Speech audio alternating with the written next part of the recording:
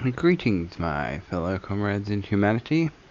Welcome back to another 10 questions for believers and skeptics of the Bible. Let's just do as we usually do and get straight into it.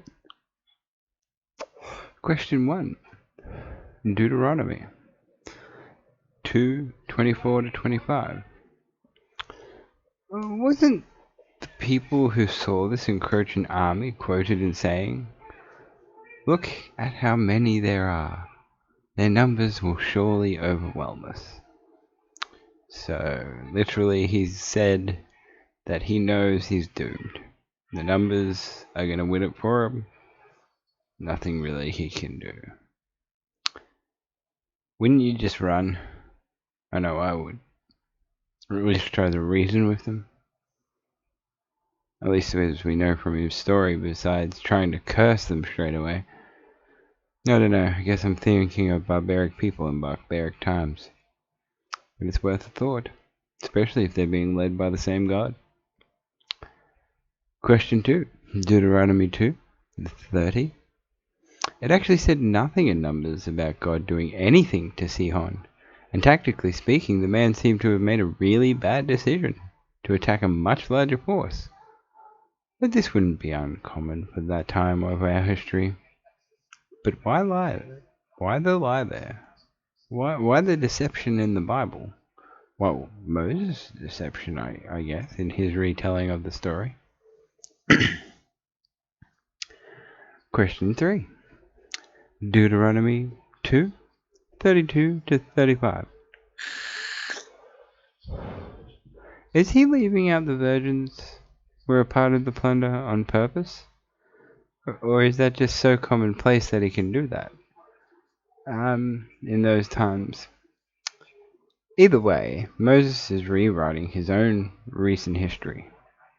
Now it becomes quite apparent why he needed the original generation to die off before they made the land their own, does it not? Deuteronomy 2:36-37. Again, we see a major difference in the stories. The only mention in Numbers was the reason they didn't enter because of the fortified walls and not by God's decree. Why does Moses keep lying? Can he not keep his story straight? Is this still the same Moses? I don't think it is.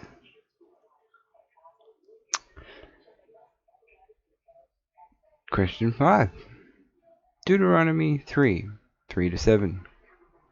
So now we see him talking about giant men and how they easily overcome them, and take the book's name literally. Numbers mean everything in war, especially when everyone is using the same equipment. Again, another genocide, where we see the lack of the virgins taken as plunder, but merely reference to them as such. Which surely these people must remember, because those virgins would now be a part of their families, and the virgins would definitely remember.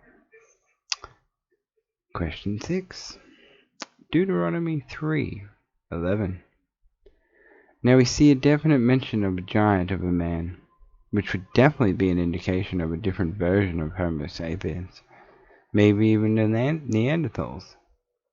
It's highly possible, also known as the heroes of old. This is literally the mass wiping out of different religions in the area simply to take full control over the functions of society.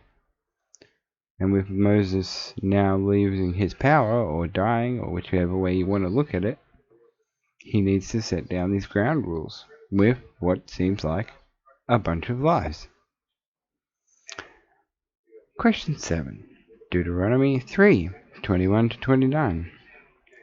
Is this Moses coming to terms with his extremely old age? Or is this an excuse not to have to continue this burden he's carried for such a long time? Also, wasn't it his direct fault he wasn't allowed to cross?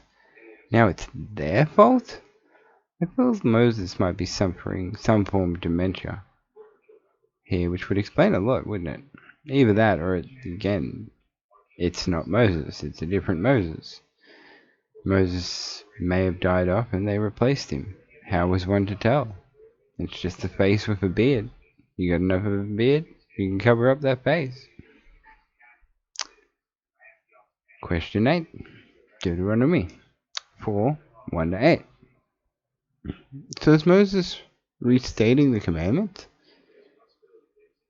I thought they were laid down already. I thought they were already in the Ark of the Covenant. Why does everybody need to be reminded constantly for having to do them? Does this seem weird to anyone but me? I mean, they're God's chosen people. I guess a generation has died off, but apparently oral tradition is so backed up that, yeah, why would they need continuous reminding? Who knows? Question 9. Deuteronomy 4, 9-10.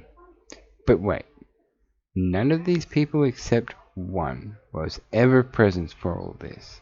They all died on the journey. So how could they possibly remember something they didn't see? I guess there could have been some of the females, but I doubt it. Especially if he keeps referring to an entire generation. Maybe some of the slave girls that they took, but their word's not going to be taken. So again, he's asking them to be reminded of something that they didn't even witness themselves. And lastly, question 10, Deuteronomy 4, 32-34. Miraculous deeds? Where? Didn't he appear right before them several times in person? What wonders? And yes, terrifying acts of genocide and savagery. That one is the only one of the ones I truly see. How does anyone really not see how Moses literally rewrote the story to a bunch of people who weren't even there, for they all died in the wilderness? He could almost say anything if it weren't that children would have been there to witness it. I now see Moses as one of the greatest liars of mankind. He's pulled the wool over their eyes. He's stripped them of a generation of people from a time when they remember being treated well, even if they were slaves by the Egyptians. And it wasn't until God's hardening of his heart that he became even more merciless against the Hebrews. The narrative to this story is it just doesn't sit well. Moses comes across as a liar. God comes across as a liar. But yes, I think I'm going to make an entire video on this alone. As always, keep your family close. You guys know what I mean by that by now. And as always, stay safe.